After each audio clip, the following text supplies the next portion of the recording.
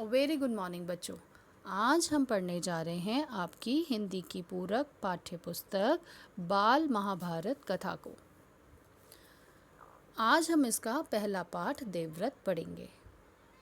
उससे पहले हम इस महाभारत कथा की थोड़ी जानकारी प्राप्त कर लेते हैं।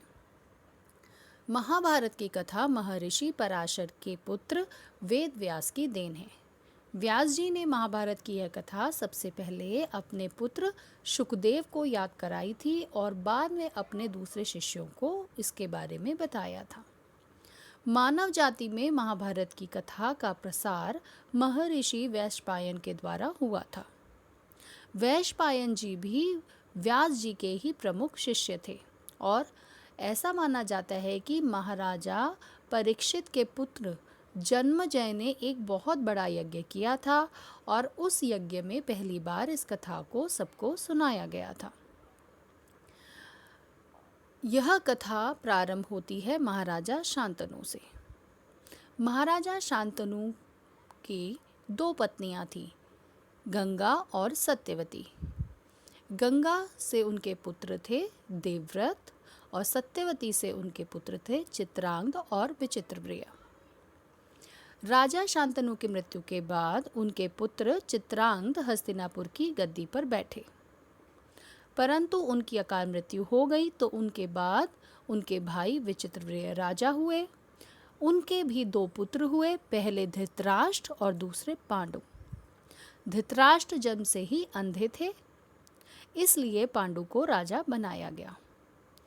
धृतराष्ट्र की जो संतानें हुईं वो कौरव कहलाए और पांडु की संतानें पांडव कहलाई। तो आइए अब हम शुरू करते हैं आपका पहला पाठ देवव्रत। चलिए बच्चों, अपना पाठ 1 देवव्रत शुरू करते हैं। पाठ की शुरुआत होती है गंगा यानी गंगा नदी से, जिसने एक सुंदर युवती का रूप धारण किया था और नदी के तट पर खड़ी थी। उनके सौंदर्य और नव यौवन ने राजा शांतनु को मोह लिया था, तो राजा ने गंगा को विवाह का प्रस्ताव दिया। गंगा ने बोला कि मुझे आपकी पत्नी होना स्वीकार है, परंतु इससे पहले आपको मेरी शर्तें माननी होंगी। राजा ने अवश्य कहकर गंगा की सारी शर्तें मान ली और कहा कि वह उसका पूर्ण रूप से पालन करेंगे। समय पाकर गंगा से शांतनु के कई तेजस्वी पुत्र हुए, परंतु गंगा ने उनको जीने नहीं दिया। बच्चों के पैदा होते ही वह उसे नदी में बहती जाती और हंसती मुस्कुराती राजा शांतनु के महल में आ जाती थी। अज्ञात सुंदरी के इस व्यवहार से राजा शांतनु चकित रह गए। उनके आश्चर्य और क्षोभ यानी गुस्से का पारावार ना रहता। शांतनु वचन दे चुके थे, इसलिए कुछ कह भी नहीं सकते थे और चुपचाप अपना मन मसोस कर रह जाते थे। 7 बच्चों को गंगा ने इसी भांति नदी की धारा में बहा दिया था और जब 8वां बच्चा पैदा हुआ तो गंगा उसे भी लेकर नदी की तरफ जाने लगी। तो तब राजा शांतनु से नहीं रहा गया और बोले, माँ होकर अपने नादान बच्चों को अकारण ही क्यों मारती हो? यह घृणित व्यवहार तुम्हें बिल्कुल भी शोभा नहीं देता। राजा की बात सुनकर गंगा मन ही मन मुस्कुराई, परंतु क्रोध का अभिनय करती हुई राजा से कहने लगी, क्या आप अपना वचन भूल गए हैं? मालूम होता है कि आपको पुत्र से ही मतलब है, मुझसे नहीं, और आपको मेरी कोई परवाह नहीं है, परंतु अब शर्त के अनुसार मैं यहाँ नहीं ठहर सकती। हाँ, आपके इस पुत्र को, कौन सा पुत्र? वो 8वां पुत्र जिसे वह नदी में नहीं बहा पाई थी। आपके इस पुत्र को मैं नदी में नहीं फेंकूंगी। इस अंतिम बालक को मैं कुछ दिन पालूंगी और फिर पुरस्कार के रूप में आपको सौंप दूंगी। और इतना कहते ही गंगा बच्चे को लेकर चली गई। यही बच्चा आगे चलकर भीष्म पितामह के नाम से विख्यात हुआ। अब गंगा के चले जाने के बाद से राजा शांतनु का मन विरक्त हो गया। विरक्त यानी किसी भी चीज में उनका मन नहीं लगता था। ना तो उनका मन राजकाज में लगता था, ना ही किसी भोग विलास में लगता था। एक दिन राजा शिकार खेलते खेलते गंगा के तट पर चले गए।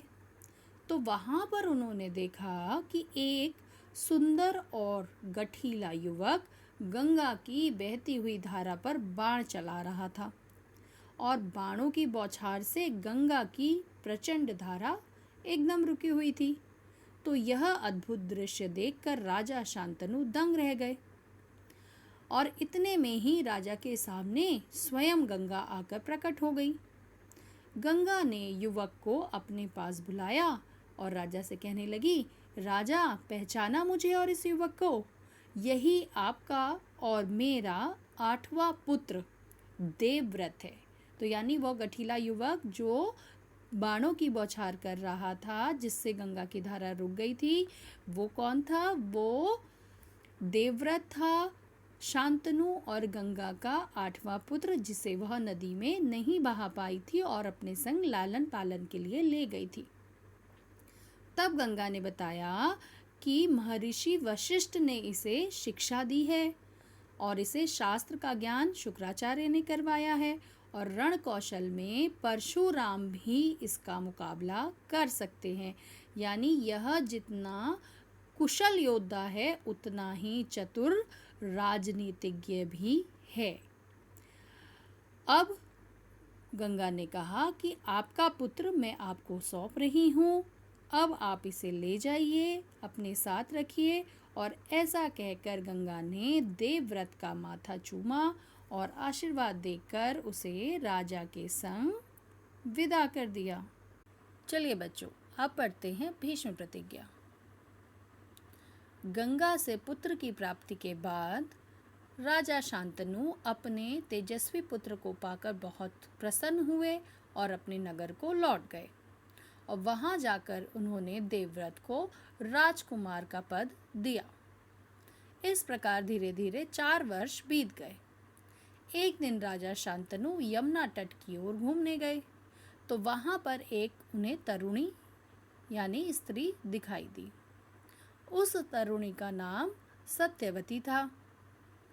गंगा के वियोग के कारण राजा के मन में जो विराग छाया हुआ था वह गायब हो गया और उन्होंने उस सुंदरी को अपनी पत्नी बनाने की इच्छा प्रकट की। सत्यवती बोली, मेरे पिता मल्लाहों के सरदार हैं, पहले उनकी अनुमति लीजिए, फिर मैं आपकी पत्नी बनने को तैयार हूँ। राजा शांतनु ने जब अपनी इच्छा उन पर प्रकट की तो केवटराज बोले कि आपको मुझे एक वचन देना पड़ेगा, तभी मैं अपनी पुत्री का विवाह आपके संग करूँगा। तो राजा ने कहा, जो मांगोगे दूंगा, यदि वह मेरे लिए उचित हुआ तो। तब केवटराज बोले, मैं चाहता हूँ कि आपके बाद हस्तिनापुर के राज सिंहासन पर मेरी लड़की का पुत्र बैठेगा, तो क्या आप इस बात का मुझे वचन दे सकते हैं? केवटराज की यह बात राजा शांतनु को बिल्कुल पसंद नहीं आई, क्योंकि वे गंगासुत यानी देवव्रत को छोड़कर अन्य किसी को राजगद्दी पर बैठाने की कल्पना भी नहीं कर सकते थे। तो वो निराश मन से अपने नगर को लौट आए और यह बात वह किसी से कह भी नहीं सकते थे। लेकिन उनके मन में यह चिंता धीरे धीरे घर कर गई और वे परेशान रहने लगे। देवव्रत ने देखा कि उसके पिता के मन में जरूर कोई ना कोई परेशानी व्यथा है। तो एक दिन उसने अपने पिता से पूछा, पिताजी, संसार का कोई भी ऐसा सुख है जो आपको प्राप्त ना हो? फिर भी मैं इधर कुछ दिनों से देख रहा हूँ कि आप दुखी हैं।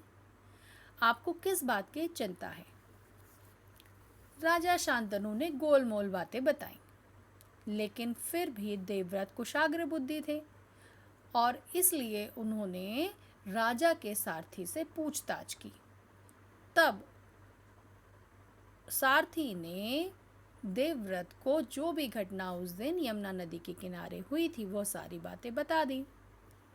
पिताजी के मन की व्यथा जानकर देवव्रत सीधे केवटराज के पास गए और उनसे कहा कि वह अपनी पुत्री सत्यवती का विवाह महाराज शांतनु से कर दें। केवटराज ने फिर से वही शर्त दोहराई।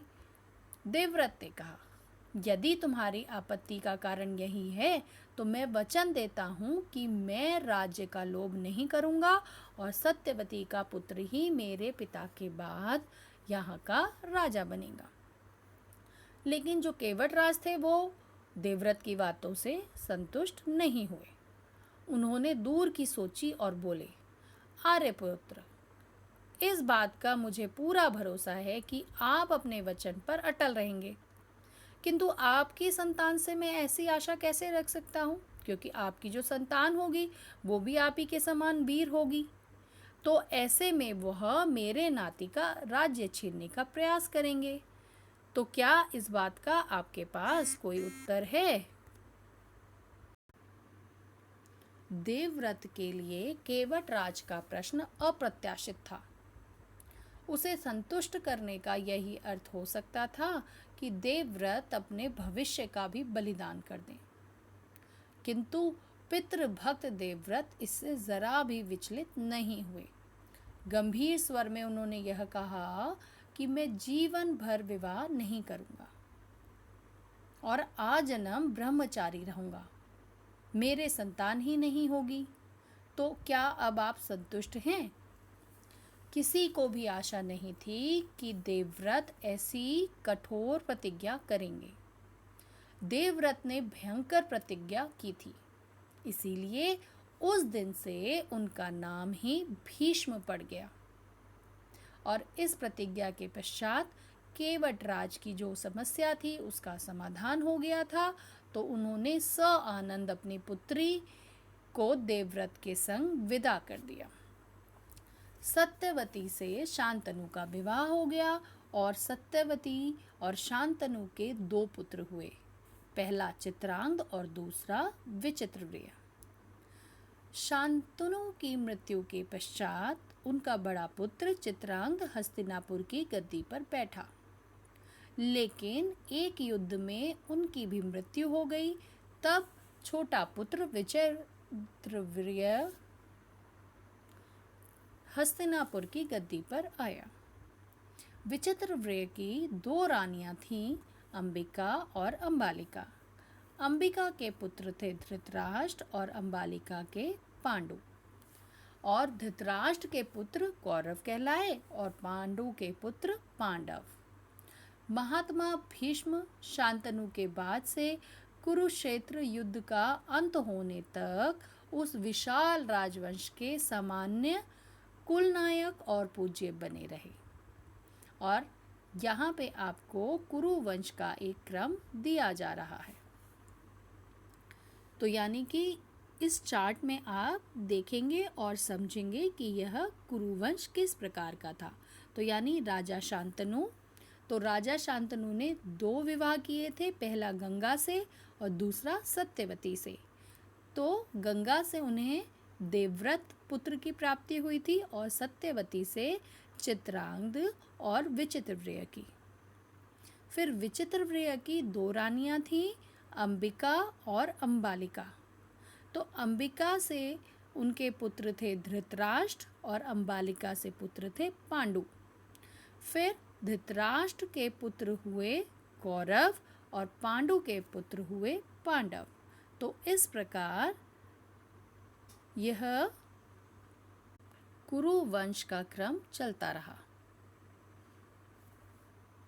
अब आगे की जो कथा है वो हम आगे की अन्य कक्षाओं में पढ़ेंगे।